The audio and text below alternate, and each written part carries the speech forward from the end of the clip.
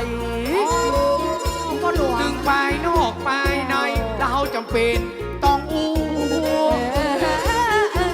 ประกาศดังๆเพื่อคนฟังได้หูเอามาเปลี่ยนกันอู้รายชื่อผู้นำน้ำบุญแต่ที่เฮาแม่ประกาศรายชื่อรายแนมเปิ้นเขียนแม่ที่หันขอฮื้อพอเอาเตอะและกิ่งแกนน้องจานโอ้ละน้องละน้องน้องจานนะเพราะว่าวันนี้เป็นงานใหญ่งานหลวงมันก็สมบังกวนเสียงอย่างเสียงทันชื่อป้อหลวงหรือว่าผู้ใหญ่บ้านจำเป็นได้ห้ามก็ได้การได้งานบ้านเดียวป้อหลวงเปิ้นจะชื่ออะไรให้แถมป้อใจเสียงเทินนะป้อหลวงหรือว่าผู้ใหญ่บ้านมีไหนไว้ซ่อนหาชื่อว่าบ้าน เพื่อพอเอาเตอะละสู่บ่ต้องแม้แถมลายชื่อลายน้องกับผู้นำหมู่บ้านพ่อหลวงเจ้าข้ามาปวนแจเอานั้นเป็นผู้ใหญ่บ้านห้วยโป่งนี่น้องแต่เจ้ามาได้ห้ามเนอะนี่นะดอกหมากเพื่อนว่าขี้ขักดอกกอผู้นำเฮาโดนนี่ก็ว่าอันชื่อพ่อหลวงเจ้าคำละปวนแจน้องจันโอและน้องผู้11แม่วินข้ามมาแล้วไข่หันแผ่ป้อลูวงเวลาสูบปึกกวนไข่หันผู้นำหมู่บ้านเฮายังมาหูจักกันด้วยนะจากโซสอบกู้ขึ้นมาห้ามโบนฮาดเอิญการวัดค่ำไข่หันสักกำมีหลายคนเนอะมายาวัจกรสอบตห้องไปเตอเป็นตัวตั้งหลังนอเจ้าส่งตัวเทนป้อนวลมาแล้วเราโอละนอขอบคุณป้อนวลไปว่าอันว่าอีกอย่างสอดรบกวนอันนี้ป้อนวลเนาะป้อนวลเนาะขอบคุณป้อนวลได้เอามาป้อของก็หลวงครับเดียจ้างเย็นบ่ต้องจบจ้างซื้อป้อนวลเอามาผมจะขอขอบคุณป้อของพ่อหลวงมาละค้างกับพ่อหลวงป้อของพ่อหลวงได้สนับสนุนต้องขอขอบคุณจะขอยกมือไว้อันนี้พ่อนวลใจดีเอามาปั่นแล้วน้องไทยแล้วนะจะได้กินแล้วพ่อนวลแบกจ้างขึ้นตั้งบนผามปะกองพ่อตั้งหลังก็เมาบอดเมาใบกะกะหันขวด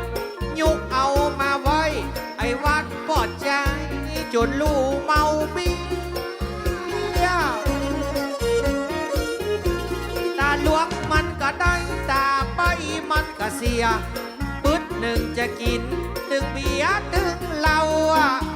กับตัวกะกิ่งการนั่นเราโอละนอชุดแก่นเด็ดบ่พาน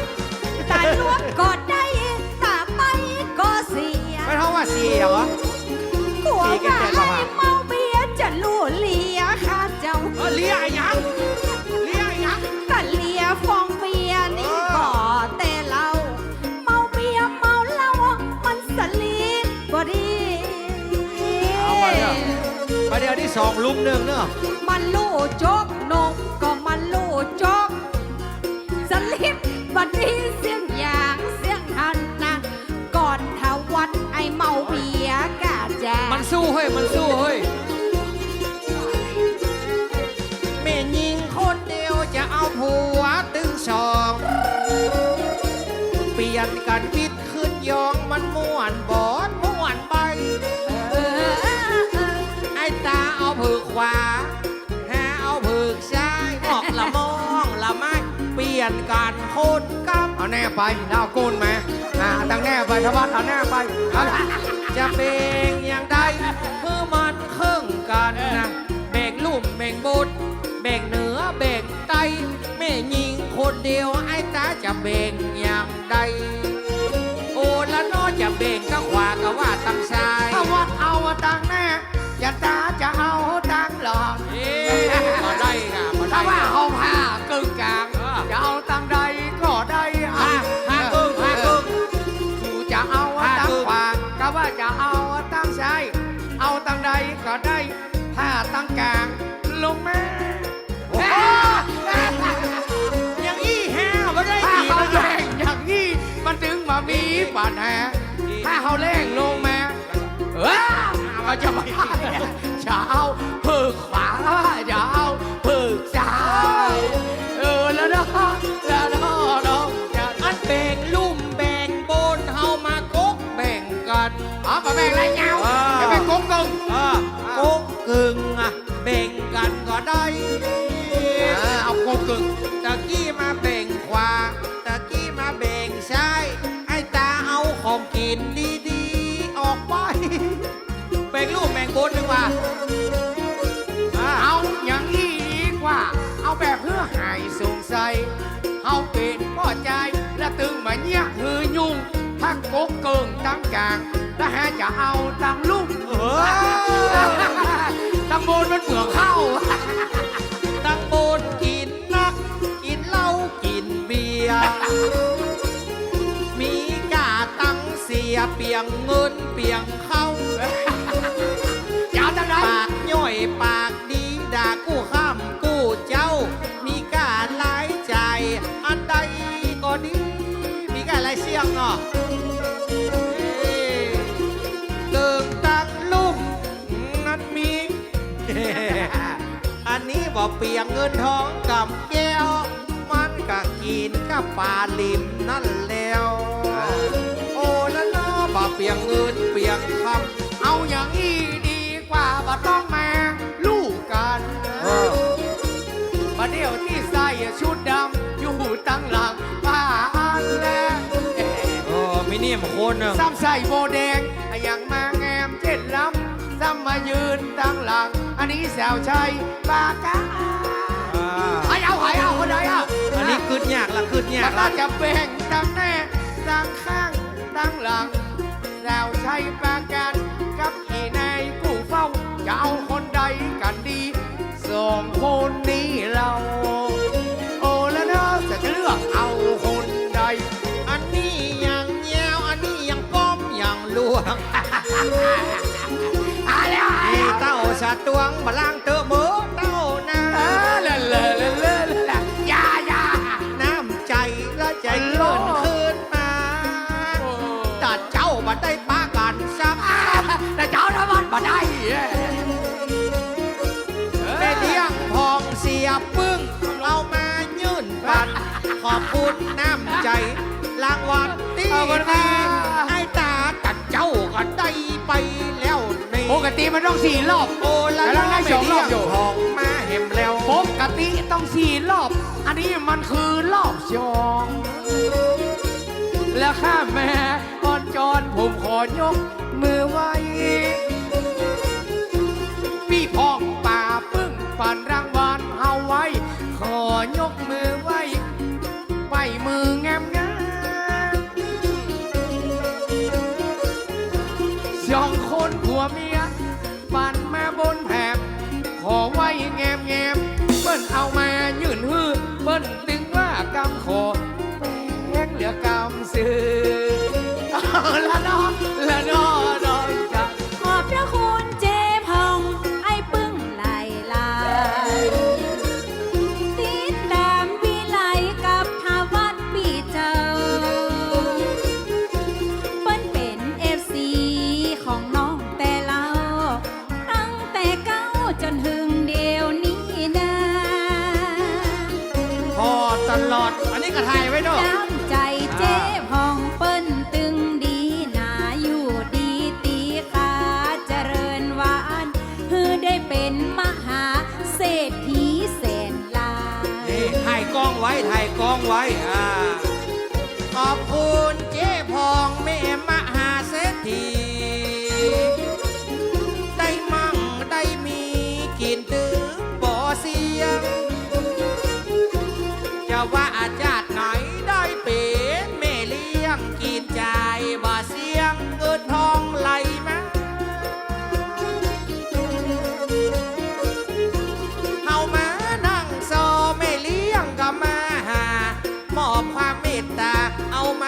กับมาแทงน้ำใจสกวีดใจยิงบ่เคยแลงโอละนอจุกอกเย็นใจ เมื่อมาปีแล้วเจ้ายังประทับใจ อันนี้รอบสองครั้งแหมสองรอบเนาะ ปีต่อไปก็จะได้มาเจ้า เขาสาเนื้อเขาสาจะได้มาอยู่ ปีนี้ปีที่สองแล้วเล่าวิไลน้องๆจะขอบพระคุณ เฮ้ยอ่ะเฮ้ยอ่ะเฮ้ยอ่ะเฮ้ยอ่ะ กินข้าวได้หวานปากกินหมากได้หวานปูนจะขอบพระคุณพี่น้องเนื้อเจ้า วัดห้วยโป่งนี้ตึงม่วนแต่เรา ม่วนแต่ พี่แน่ขอติ๊กประจำเจ้าอาวาสไว้ มาห้วยโป่งเมื่อใดตึงม่วนนักม่วนแน่ยังตัวผมจันแต่และตึงบะไข่บิ๊กแบนเอาไปโซมาหลายที่แนมใจเปิ้นนั้น มาเหมือนว่าอันที่ห้วยโป่งแม่วิน กินจีนวันข้าวกินลาบโปกาน่ะ ก็พอเอาเตอะมาว่าการอยู่การกิน พี่น้องแม่วินแหนมใจบ่น้อยปานรางวัลเฮือจ้างโซจ้างใจกี่การไม่มาได้แล้ว ป้อมูลเนาะป้อมูลเนาะ ประมูล น้ำใจป้อมูลเอามามอบจีสาวจะปั่นปนแยวให้ป้อมูลพ่อเจ้า ตั้งนี้ไปแน่อย่าได้เจ็บหัวเขาขอให้พ่อเจ้า อยู่ดีมีแห้ง เอาลาบมาฮือจ้างโซโซพุยไพ่แม่ ขอให้ป้อมูลแข่งแข่งแข่งแข่งป้อมูลแข่งแรงเด้อเจ้าแข่งตึงหัวแข่งตึงหัวเขาแล้วเนาะแข่งตึงหัวลุ่มหัวบน ขอฮือพ่อมนมีหัวเข้าแข็งมีร่างกายแข็งแรงเสียงยังเสียงแทน อู้ดีๆหัวอะยังหัวอะยัง มีบ้ามีเองเหมือนแม่เหมือนแจ้ง หัวเข้าเฮ้านั้นเพื่อแข็งแรงแข็งแรง หัวเขาแข็งนี่นะเจ้า แม่วันนี้ตึงมาได้กินเองมอกหน้าวันแรงเอารางวัลมาเฮือกวันนี้ม่วนใจขนาดเฮามาได้ตื่นแล้วนะขอบคุณแนมใจทุกคน วันนี้บ่ได้ตื้อวันนี้บ่ได้ขอเปิ้นก็ปันจังสอขอบพระคุณแต่เจ้าสำหรับป้อมนละเอามาปั่นลูกเต้าคือหมู่เฮาเป็นห่วงมาลาย อันนี้ไม่เลี้ยงพองมาแซวรอบแล้ว แม่ นะ เลี้ยงพองเปิ้นตึงบัดใจไก่ล้วนขอขอบคุณกับป่ากับเขา ล้างบนหลวงเสาคำ ไก่ทอด แม่จิตนั้นเรา แม่ยังก็ ก๋วยเตี๋ยวก็มาจากแม่ยง ตึงไข่หาดพ่อหลวงเสาค ป้าหลวงเจ้า ำฐานะผู้นำชุมชนหมู่บ้าน ป้าหลวงมีไหนเจ้า ผู้ช่วยพอยบสองคนมาช่วยกำผู้ช่วยชูชาติ จันทรามูล ป้าหลวงรอเนอะ ให้หูจักแถวผู้ช่วยนะพระศีลจอมล่าพีระติกุลดังอันนะผู้ช่วยมีสองคนสองท่านโอละนอจะบอกไว้ สำหรับป้าหลวงเสาคำ สาวไทยประกาศให้หันหน้าแต่เจ้า ก็หลวงเสาคำกวนจ้า ป่าเดียวป้อหลวงละอยู่ตั้งใดแต่เล่าน้องเนาให้หันป้อหลวงเสา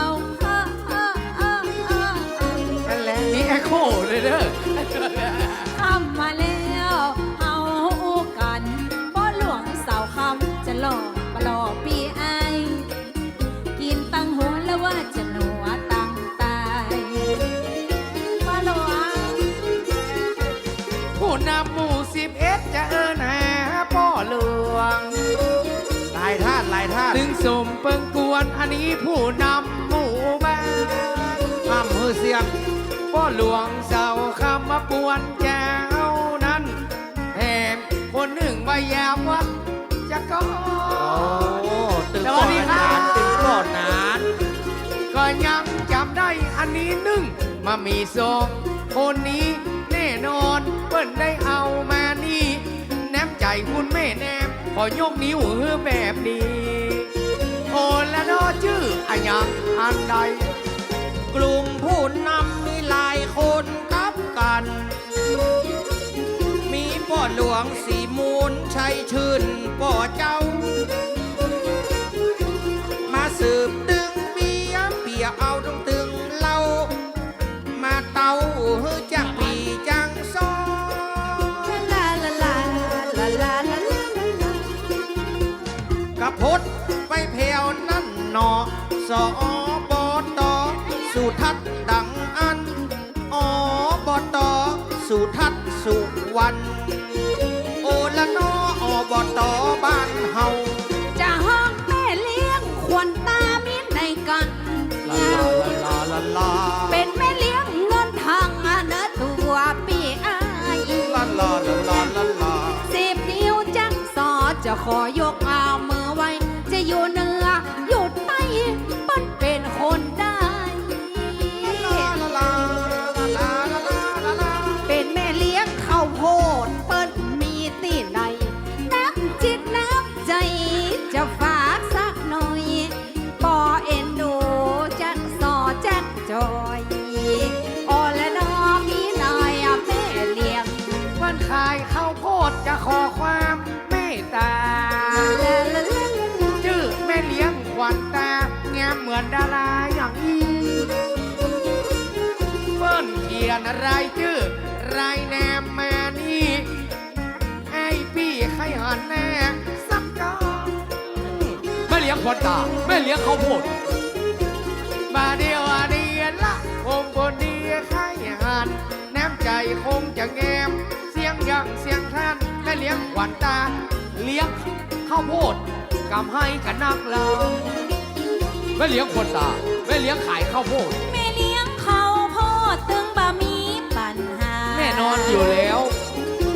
แม่เลี้ยงขวัญตานำสกุลคำอาย เปิ้นมาตัวกัน2 คน แถมทันหนึ่งจะเอิ้นตักไว้ ให้หารคุณแม่บุญนำ อันนี้ก็แม่เลี้ยงข้าวโพดเหมือนกันเนอะ นามสกุลชัยแก้วก็เป็นนักหนานำสาวชัยปราการก็สวัสดีเจ้า คุณแม่บุญนำอยู่ตั้งใดแต่เราอ่อนละน้องขอยกมือฉายไฟ เป็นพี่เป็นน้องผู้ให้ปรุงเฮาช่วยกัน นี่น้อยนี่น้อยนี่น้อย ให้หันแถวประธานตั้งกลุ่มแม่บ้านแม่เสกลาจันทรามูลจะอยู่ในนั้นจ้างซอบุญแฮนไข่หูจักโคนงาม อ๋อใครหูจักสักการไปได้นะจ๊ะ แม่ประธานกลุ่มแม่บ้านช่วยกันเป็นเวียกเป็นการสืบน้ำสืบเขาประธานเสกลาจันทรามูลนอนเรา ขอบพระคุณกับ โอ้ ปากกั ละ บ น เขา ออีดเมื่อตะเจ้า เรื่องกับเขาอันเรื่องกับป่า ลาลาลา ถึงบ่มีปัญหามอบให้แม่แสงลา ลาลาลาลาลาลา ขอบคุณน้ำใจอย่าแต่อย่าว่ากับเขากับป่าฝีมือล้ำลำกินได้ลงต้องลงคอตัวกันอิ่มน้ำสำราญเปิ้นว่าเจ้าค่ะจะขอบพระคุณ คุณแม่แสงลา ตึงซอตึงเพลงจะบรรเลงเอาใจ เพราะศรัทธายิ่งใจกับเวทหลางเวทหน้าเอาโชกันเมื่อตะวันยังบอกกึ่งฟ้าบัดเดียวน้องลาบอจะรับเหลี่ยมโลก วันนี้บันเลงบันไลบันไลบันเลอ จะจูวันวิไลมาเต้นหงเต้นหง เอาใจกู้โคนจุมโจนเจ้า ศรัทธาที่นั่งฟังรูปแหนมีตึงซอมีตึงเพลง ตึงซอตึงเพลงบรรเลงเอาใจ จะรับกันไป ศรัทธาวงใหญ่ตึงหนุ่มตึงเทาก็เดี๋ยวจะจวนกันมาเขย่าตึงหนุ่มตึงเทามาเด้งหน้าเวที อ้าวอยากฟังเพลงอยากแนะนำมานะครับ เด้งซ้ายเด้งขวาสู่อย่าได้ไหนนี้เด้งหน้าเวทีลวดก็มาเดาเพื่อไอ้จันตาสู่เขาก้อยเขย่า ฟังสอดจบแล้วเอายังมีเพลงแถมมอบหน้าวันเล่งจะเอาใจเจ้าบ้านอยากฟังเพลงไอ้ยังเขียนจดหมายยื่นหน้าแฮนจะห้องหรือฟังอยากฟังเพลงอันใด แม่บ้านขอเพลงเข้าขาหมู บ้าบอกมาเถอะจะเอาเพลงไหนจะแสถ้ายายนี่ก็ว่าอันเพลงละสาวบาปบ่ได้เจ้านา นักดนตรี โอ้และดอน้องจัน แหงก่อนเสียงซอสติงจะมาเรื่อยๆสลับสับเปลี่ยนกันไปมันเอานี่ไม่เอามันชื่ออย่างนั้นประกาศจากพ่อหลวงเสาคำณตอนนี้เวลา 17 นาฬิกา ขอประกาศให้คนแก่คนเฒ่าห้วยโป่ง เนี่ยได้ ปิกไปอาบน้ำมาแถวบ้านมันเหียอีวะ อันนี้ประกาศจะไหวพ่อหลวงครั พ่ บ อหลวงเสาค ให้ทวัดอ่านไปเลยเพิ่มจะเขียนว่าอ่าน ำเขาเขียนว่าอะไร เนี่ยแม่เลี้ยงอีกก็เด้อผมต้องบอกก่อนผมต้องแก้ข่าวเด้อ เขาหลวงแก้ข่าว ถ้ามาอ่านผมจะเสียหาย เพิ่นเขียนจดหมายมาว่า อันนี้แม่นตาสามตอแม่นกอ ผมขอบอกว่าอันนี้ตัวจริงเสียงจริงนะครับตัวจริงเสียงจริงไม่ได้เอาลิงมาปลอม ถ้าเป็นลิงก็ลิงจักจักรักจริงๆนะครับก็หน้าตาสามตอแม่นกอแม่นครับ มีความจริงหรือไม่ที่จะแต่งงานกับอีน้องแพนเค้ก ไผ่มาเขียนมาถ่าย ไอ้ผมต้อง